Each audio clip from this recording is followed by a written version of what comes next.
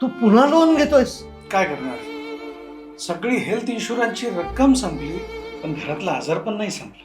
कुठून आणणार आहे मी इतके पैसे? आमच्या घरात एकाचं झालं की दुसरा आजारी पडतो. हॉस्पिटल झालंय आमच्या घराचं. अरे डॉक्टरची आणि मेडिसिनची बिलं देता देता जीव मेटाकुटीला आला अक्षरशः. अरे पण एखादा चांगला डॉक्टर ना, अरे सक्का भाचा डॉक्टर आहे माझा, काही उपयोग नाही. हे बघ, डॉक्टर त्यांच्या पद्धतीने प्रयत्न करत असतात, पण डॉक्टरांच्या शक्तीच्या पलीकडे आणखी एक शक्ती असते.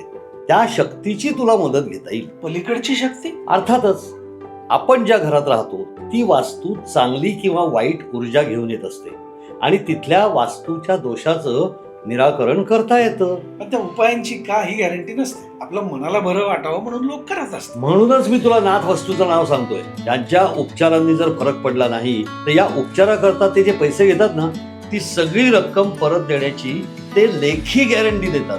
अरे वा, हो. हे तर मस्त आहे. नंबर दे. आजच संपर्क साधा नाथ वास्तू